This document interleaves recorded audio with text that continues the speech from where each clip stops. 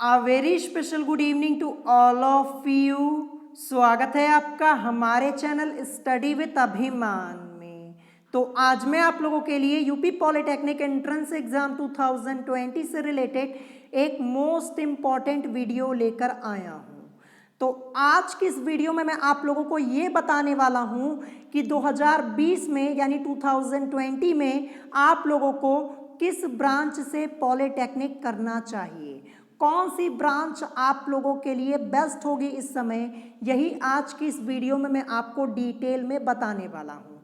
क्योंकि पिछले कई दिनों से बहुत सारे स्टूडेंट्स मुझसे बार बार यही कमेंट करके पूछ रहे थे कि सर हमें किस ब्रांच से पॉलिटेक्निक करना चाहिए, कौन सी ब्रांच इस समय सबसे बेस्ट है। तो आज की इस वीडियो में हम इसी टॉपिक पर डिस्कस करने वाले हैं। तो आज की वीडियो आप लोगों के लिए मोस्ट इम्पॉर्टेंट है। वीडियो को स्टार्टिंग से लेके एंड तक जरूर देखिएगा, तभी आपको यहाँ पे सभी बातें डिटेल में समझ में आएंगी। तो चलिए फिर आज की इस वीडियो को स्टार्ट करते हैं। तो मैं आपको यहाँ पे सबसे पहले ग्रुप ए की टॉप 3 ब्रांचेस के बारे में बताने जा रहा हूँ कि ग्रुप ए में इस समय टॉप 3 ब्रांचेस कौन सी हैं। ठीक है, तो यहाँ पे ग्रुप ए में इस समय सबसे बेस्ट ब्रांच कौन सी है, पहले नंबर पे कौन सी ब्रांच आती है, तो पहले नंबर पे आती है सिविल इंजीनियरिंग की ब्रांच। ध्यान रखिएगा, ये इस समय ग्रुप ए की सबसे बेस्ट ब्रांच है। ध्यान रखिएगा, ये मैंने आपको पहले भी कई बार बताया हुआ है। तो सिविल इंजीनियरिंग की जो ब्रांच है ये इस समय की सबसे बेस्ट ब्रांच है ग्रुप ए में। तो अगर आप इस ब्रांच से पॉलिटेक्निक करना चाहते हैं, सिविल इंजीनियरिंग की ब्रांच से पॉलिटेक्निक करना चाहते हैं, तो आपके मार्क्स भी बहुत अच्छे होने चाहिए, तभी आपको ये ब्रांच मिलेगी। ध्यान रखिएगा, अगर आपके नंबर अच्छे हैं तो आपको बड़े आसानी से सिविल इंजीनियरिंग की ब्रांच मिल जाएगी, क्योंकि ये टॉप ब्रांच है इस समय की। तो इस ब्रांच को लेने के लिए आपके मार्क्स भी यहाँ पे बहुत अच्छे होने चाहिए। ठीक है, अब चलिए इसके बाद देखते हैं दूसरे नंबर पे कौन सी ब्रांच आती है। तो दूसरे नंबर पे आती है इलेक्ट्रिकल इंजीनियरिंग की ब्रांच। ठीक है, ये ग्रुप ए की दूसरी सबसे बेस्ट ब्रांच है। ध्यान रखिएगा, पहले नंबर पे आती है सिविल इंजीनियरिंग की ब्रांच और दूसरे नंबर पे यहाँ पे आती है इलेक्ट्रिकल इंजीनियरिंग की ब्रांच। तो अगर बाय चांस आपको यहाँ पे सिविल इंजीनियरिंग की ब्रांच से एडमिशन नहीं मिलता है, तब आपको कौन सी ब्रांच चूज करनी है, तब आपको चूज करना है यहाँ पे इलेक्ट्रिकल इंजीनियरिंग की ब्रांच को। ठीक है, ये भी ब्रांच आप लोगों की बहुत अच्छी ब्रांच है, तो आप इस ब्रांच से भी पॉलिटेक्निक कर सकते हैं। ये दूसरे नंबर पे आती है, जैसा कि मैंने आपको पहले ही बताया। ठीक है, और अगर आपको यहाँ पे ना सिविल इंजीनियरिंग की ब्रांच से एडमिशन मिला और ना ही इलेक्ट्रिकल इंजीनियरिंग की ब्रांच से एडमिशन मिला, तब आपको किस ब्रांच के लिए जाना है, तब आपको यहाँ पे जाना है मैकेनिकल इंजीनियरिंग की ब्रांच के लिए। ठीक है, ये तीसरे नंबर पे आती है। तो बाय चांस अगर आप लोगों को ना सिविल इंजीनियरिंग की ब्रांच मिले, ना आपको इलेक्ट्रिकल इंजीनियरिंग की ब्रांच मिले, तब आपको क्या चूज करना है, तब आपको यहाँ पे मैकेनिकल इंजीनियरिंग की ब्रांच चूज करना है। ठीक है, एंड अगर आपको सिविल इंजीनियरिंग या फिर इलेक्ट्रिकल इंजीनियरिंग इन दोनों ब्रांच में से एक ब्रांच आपको मिल रही है, तो आपको इन्हीं दोनों में से चूज करना चाहिए। ठीक है, तब आपको यहाँ पे मैकेनिकल इंजीनियरिंग की ब्रांच के लिए नहीं जाना है। ठीक है, अगर यहाँ पे टॉप 2 ब्रांचेस में से, जैसे सिविल और इलेक्ट्रिकल, सिविल पहले नंबर पे, दूसरे नंबर पे इलेक्ट्रिकल, अगर ये दोनों ब्रांचेस में से आपको कोई एक ब्रांच मिल रही है, तो आप लोगों को इसी में से सिलेक्ट करना चाहिए, तब आपको यहाँ पे मैकेनिकल इंजीनियरिंग की ब्रांच के लिए नहीं जाना है। ध्यान रखिएगा, और अगर आपको ये दोनों ब्रांच नहीं मिलती है, तब आपको यहाँ पे मैकेनिकल इंजीनियरिंग की ब्रांच के लिए जाना है। ठीक है, और इसके अलावा ग्रुप ए में कई ब्रांचेस होती, जैसे मैं आपको बता दूं, एक ब्रांच होती है इलेक्ट्रॉनिक्स की। ठीक है, इलेक्ट्रॉनिक्स की भी एक ब्रांच होती है, लेकिन मैं आप लोगों को बता दूं कि ये जो इलेक्ट्रॉनिक्स की ब्रांच है ना, ये बेकार है। ठीक है, इससे पॉलिटेक्निक करने से कोई फायदा होने वाला नहीं है। ये जो ब्रांच है ना, ये आपको यहाँ पे 120 नंबर या फिर 130 नंबर पे भी आपको ये ब्रांच मिल जाएगी, यानी कम नंबर वालों को भी ये इलेक्ट्रॉनिक्स की ब्रांच मिल जाती है। तो इलेक्ट्रॉनिक्स की ब्रांच बेकार है इस समय, ये मैंने आपको पहले भी बताया हुआ है, ठीक है। तो आपको ये ब्रांच नहीं सेलेक्ट करना चाहिए, जहाँ तक मुझे लगता है मैं आपको यही बताऊंगा कि आपको ये ब्रांच नहीं सेलेक्ट करना चाहिए इलेक्ट्रॉनिक्स की। मैं आप लोगों को बता दूं, ये जो आपका पॉलिटेक्निक का कोर्स होता है, डिप्लोमा का कोर्स होता है, ये 3 साल का होता है, 3 साल का ड्यूरेशन होता है यहाँ पे। तो देखिए ब्रांच सेलेक्ट करते समय एक बार सोच समझ लीजिएगा, क्योंकि यहाँ पे 3 साल की बात होती है। ऐसा तो है नहीं कि 1 साल में आपका पॉलिटेक्निक कंप्लीट हो जाएगा।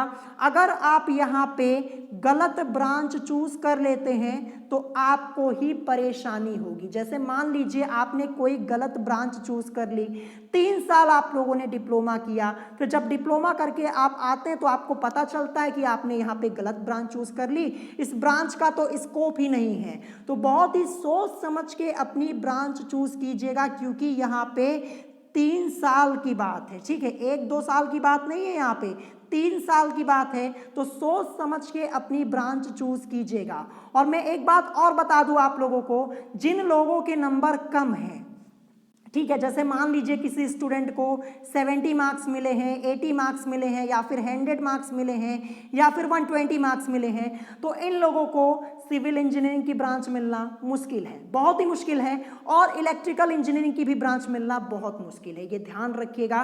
क्योंकि मैं आप लोगों को बता दूं, जो इस बार का आप लोगों का पेपर आया हुआ था, पेपर आप लोगों का इजी आया हुआ था इस बार। केवल फिजिक्स के पेपर को छोड़ दिया जाए, फिजिक्स के पेपर की बात मैं यहाँ पे नहीं कर रहा हूँ, क्योंकि फिजिक्स का पेपर आप लोगों का अच्छा आया हुआ था इस बार। लेकिन रही बात केमिस्ट्री के पेपर की और मैथमेटिक्स के पेपर की, ये दोनों पेपर आप लोगों के एकदम इजी आए हुए थे। आप लोगों ने अपनी आंसर की चेक की होगी, इस बार स्टूडेंट्स ने काफ़ी अच्छा स्कोर किया है, स्टूडेंट्स को काफ़ी अच्छे मार्क्स मिले हुए हैं। कई स्टूडेंट्स ने मुझे कमेंट करके भी बताया। तो देखिए, जहाँ तक मुझे लगता है कि इस बार आप लोगों की जो कट ऑफ है वो हाई जा सकती है, ठीक है, हाई जा सकती है। अगर कट ऑफ हाई गई तो जिनके नंबर कम आए हुए हैं, जो 100 मार्क्स वाले हैं या फिर 120, 130 मार्क्स वाले हैं, तो उन लोगों के लिए थोड़ा दिक्कत हो सकती है, क्योंकि उनको वहाँ यहाँ पे फिर अच्छी ब्रांच मिलेगी नहीं। देखिए, मैं आप लोगों को बता दूं, जैसे मैं एग्जाम्पल के तौर पे आपको समझा देता हूँ। जैसे कोई स्टूडेंट है जिसको कितने मार्क्स मिले हुए हैं, 120 मार्क्स या फिर 125 मार्क्स मिले हुए हैं, तो इस स्टूडेंट को कौन सा कॉलेज मिल सकता है, कौन सी ब्रांच मिल सकती है, ये मैं आपको बता देता हूं एग्जाम्पल के तौर पे। तो देखिए, 120 125 नंबर में इस बार आप लोगों को अच्छी ब्रांच नहीं मिल सकती है, ठीक है, मुश्किल है इस बार 120 125 नंबर पे अच्छी ब्रांच मिलना। अब यहाँ पे कैटेगरी वाइज बात होगी। देखिए, जो पॉलिटेक्निक में आपका एडमिशन होता है, यहाँ पे कैटेगरी वाइज होता है, ध्यान रखिएगा। यहाँ पे फीमेल कैंडिडेट्स को स्पेशल छूट मिलती है, फिर इसके बाद यहाँ पे SC ST कैंडिडेट होते हैं, फिर यहाँ पे OBC कैंडिडेट होते हैं, फिर यहाँ पे जर्नल कैंडिडेट होते हैं। तो देखिए, कैटेगरी वाइज यहाँ पे कॉलेज आप लोगों को अलॉट होते हैं। तो मैं जर्नल की बात करूं और यहाँ पे मैं मेल कैंडिडेट्स की बात करूंगा, ठीक है, मेल कैंडिडेट्स की बात मैं यहाँ पे कर रहा हूँ, लड़कों की बात मैं यहाँ पे कर रहा हूँ। तो जर्नल में अगर किसी स्टूडेंट ने, किसी लड़के ने 120 या 125 मार्क्स लाए हैं इस बार, तो मुश्किल है उसका एडमिशन होना अच्छी ब्रांच से एडमिशन नहीं होगा। अगर ब्रांच मिलेगी भी तो कोई काम की नहीं होगी, यानी उस ब्रांच से पॉलिटेक्निक करने से उसका कोई फायदा नहीं होगा, ध्यान रखिएगा। तो जिन लोगों के नंबर बहुत ही कम हैं, वो कोशिश करें, एक बार ट्राई कर सकते हैं कि हो सकता है कोई कॉलेज मिल जाए, लेकिन ब्रांच देख लीजिएगा कि कौन सी ब्रांच आपको मिल रही है, क्योंकि यहाँ पे एडमिशन मैटर नहीं करता है। गवर्नमेंट कॉलेज सबको मिल जाता है, लेकिन ब्रांच अच्छी नहीं मिलती है, ध्यान रखिएगा। और अगर ब्रांच गलत चूज कर लेंगे तो आपके यहाँ पे 3 साल बर्बाद होंगे, ध्यान रखिएगा, ठीक है। तो ये मैंने जर्नल के लिए यहाँ पे बताया। अब यहीं पे बात करता हूँ OBC कैंडिडेट के लिए, जो कि मेल है, ठीक है, लड़के के लिए मैं यहाँ पे बता रहा हूँ, लड़कों के लिए। तो देखिए, जो OBC कैंडिडेट हैं, अगर मान लीजिए कोई ओबीसी कैंडिडेट का लड़का है, उसने 120, 125 या फिर 130 स्कोर किया है, तो यहाँ भी उसको अच्छी ब्रांच नहीं मिलेगी, ना सिविल इंजीनियरिंग की मिलेगी, ना ही इलेक्ट्रिकल इंजीनियरिंग की मिलेगी, और मैकेनिकल की भी मिलना बहुत ही मुश्किल है यहाँ पे, ऐसा मान के चलिए। क्योंकि देखिए इस बार जो आपका यहाँ पे पेपर आया था, इजी हो गया पेपर, यहाँ पे कट ऑफ हाई जा सकती है, तो यहाँ पे 120, 125 नंबर पे मिलना मुश्किल हो जाएगा। अब रही बात SC ST की, तो यहाँ पे SC ST candidates, male candidates, इनके लिए कुछ चांस बन सकता है कि 120 से 125 नंबर में कोई ब्रांच इनको मिल जाए अच्छी, लेकिन पक्का नहीं बता सकता हूँ, कंफर्म नहीं बता सकता हूँ कि मिल ही जाएगी, क्योंकि अभी रिजल्ट नहीं आया है, रैंक पता नहीं चली है। देखिए ये टॉप करने वाले के ऊपर डिपेंड करता है कि इस बार जो स्टूडेंट टॉप कर रहा है उसके मार्क्स कितने हैं, उसी के हिसाब से यहाँ पे आपकी कट ऑफ डिसाइड हो जाएगी। और रही बात फीमेल कैंडिडेट्स की, तो फीमेल कैंडिडेट्स को काफ़ी छूट होती है, ठीक है, यहाँ पे काफ़ी छूट होती है। तो फीमेल कैंडिडेट्स के बारे में मैं कुछ नहीं बोलूँगा यहाँ पे, क्योंकि यहाँ पे इन लोगों का एडमिशन हो भी सकता है, नहीं भी हो सकता है, क्योंकि यहाँ पे फीमेल कैंडिडेट्स को स्पेशल छूट होती है, ये मैंने आप लोगों को पहले ही बताया हुआ है, ठीक है। और एक सेफ स्कोर मैं आप लोगों को बता दूँ, ठीक है, सेफ स्कोर क्या रहेगा।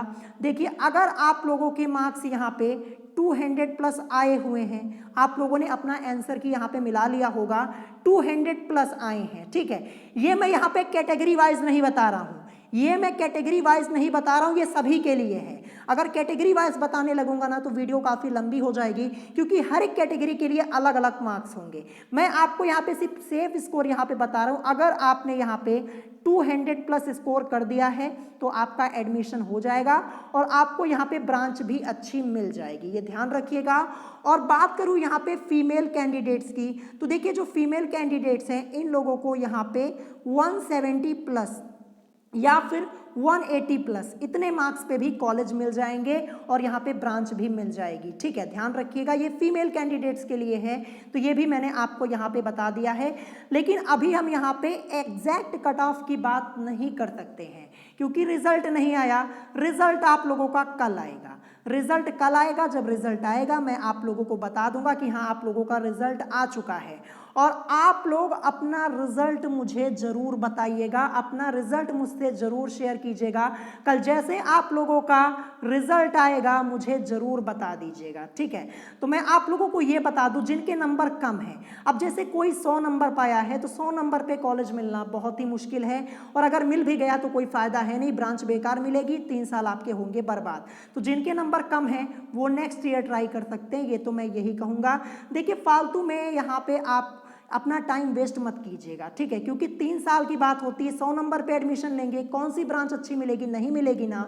ये 3 ब्रांचेस तो आपको बिल्कुल नहीं मिलेगी 100 नंबर पे, ये तो मैं आपको कंफर्म बता दे रहा हूँ। इस बार 100 नंबर पे या फिर 110 नंबर पे ये 3 ब्रांचेस आपको नहीं मिलने वाली, ध्यान रखिएगा। ये मैं आपको पहले ही बता देता हूँ। मैं बाकी लोगों की तरह ये नहीं बोलूँगा कि कम नंबर वालों को भी यहाँ पे एडमिशन मिल जाएगा। अगर नंबर अच्छे होंगे तभी आपको एडमिशन मिलेगा, अगर नंबर कम है तो आप नेक्स्ट ईयर ट्राई कर सकते हैं, ठीक है, ये ध्यान रखिएगा। तो यहाँ पे मैंने आपको टॉप ब्रांचेस के बारे में बता दिया है। अब कुछ स्टूडेंट्स यहाँ पे टॉप कॉलेज को लेकर बहुत परेशान होते हैं, मतलब उन्होंने 200 प्लस स्कोर किया है, 200 प्लस जितने लोगों ने स्कोर किया है वो यही पूछते हैं कि मेरा एडमिशन टॉप कॉलेज में हो जाएगा, लखनऊ में हो जाएगा, कानपुर में हो जाएगा। तो मैं आप लोगों को बता दूं कि टॉप कॉलेज में एडमिशन लेने के लिए आपके मार्क्स करीब यहाँ पे 250 प्लस होने चाहिए, ठीक है। और ये जर्नल कैटेगरी के लिए मैं बता रहा हूँ, यहाँ भी कैटेगरी वाइज एडमिशन होता है। जर्नल कैटेगरी के मार्क्स यहाँ पे 250 प्लस होने चाहिए। अब इसी के हिसाब से और जो कैटेगरी के लोग हैं वो अपना यहाँ पे अंदाजा लगा सकते हैं, ठीक है। और यहाँ भी फीमेल कैंडिडेट्स को स्पेशल छूट होती है। अगर फीमेल कैंडिडेट्स यहाँ पे 200 प्लस, जैसे मान लीजिए 215, 220 नंबर का स्कोर कर देती हैं फीमेल कैंडिडेट्स, तो उनको मिल सकता है टॉप कॉलेज में एडमिशन। और मैं भी आपको ये बता देता हूँ, देखिए टॉप कॉलेज और नॉर्मल कॉलेज में कोई खास डिफरेंस नहीं होता है, ध्यान रखिएगा। अगर आप टॉप कॉलेज से 3 साल डिप्लोमा करते हैं, 3 साल का डिप्लोमा करते हैं, तब भी आपको वही डिग्री मिलेगी, डिग्री आपकी सेम रहेगी, ठीक है। पॉलिटेक्निक की डिग्री वही तो मिलेगी ना, जो टॉप कॉलेज में 3 साल आपने किया वही डिग्री मिलेगी, और जो आपने नॉर्मल कॉलेज में किया है तब भी आपको वही डिग्री मिलेगी। ऐसा नहीं है कि टॉप कॉलेज से आपने यहाँ पे डिप्लोमा कर लिया तो आपको एक अलग डिग्री मिल जाएगी, कोई अलग डिग्री नहीं मिलेगी, सेम वही डिग्री रहेगी। तो टॉप और नॉर्मल के पीछे आप लोग परेशान मत हुआ कीजिए, ठीक है।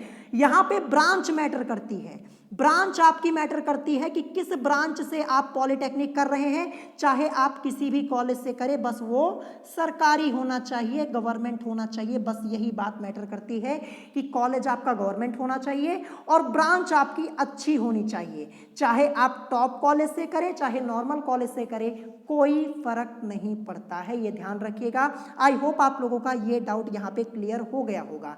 देखिए, जो टॉप कॉलेजेस होते हैं बस वहाँ पे स्टडी थोड़ा अच्छी होती है, पढ़ाई अच्छी होती है, और जो नॉर्मल कॉलेज होते हैं वहाँ पे पढ़ाई थोड़ा डाउन हो सकती है, बस यही कह सकते हैं। और इसके अलावा हम यहाँ पे कुछ नहीं कह सकते हैं। डिग्री आपको सेम मिलेगी, वही ब्रांच आपकी होगी, वही डिग्री मिलेगी ना। जो टॉप में आपको मिल रहा है वही आपको नॉर्मल कॉलेज में भी मिलेगा, उसमें कोई फर्क नहीं आने वाला है। तो 3 बातों का ध्यान रखिएगा। एक तो आप जो कॉलेज चूज कर रहे हैं वो क्या होना चाहिए, कॉलेज आपका गवर्नमेंट कॉलेज होना चाहिए। दूसरी बात, ब्रांच आपकी यहाँ पे क्या होनी चाहिए, ब्रांच आपकी अच्छी होनी चाहिए, ये आपको ध्यान रखना है, ठीक है। और आप यहाँ पे अपने अनुसार, जैसे मान लीजिए आपके मार्क्स अच्छे हैं तो आप अपनी डिस्ट्रिक्ट में एडमिशन ले सकते हैं, अपने बगल के कॉलेज में एडमिशन ले सकते हैं। क्या फ़ायदा आपको ज़्यादा दूर जाने की, आप अपने घर से ही कॉलेज जा सकते हैं, तो क्या ज़रूरत है आपको दूर जाने की, तो ये भी ध्यान रखिएगा। तो इतनी बातें आपको यहाँ पे ध्यान रखनी है। मैंने आपको सारी बातें यहाँ पे डिटेल में बता दी हैं।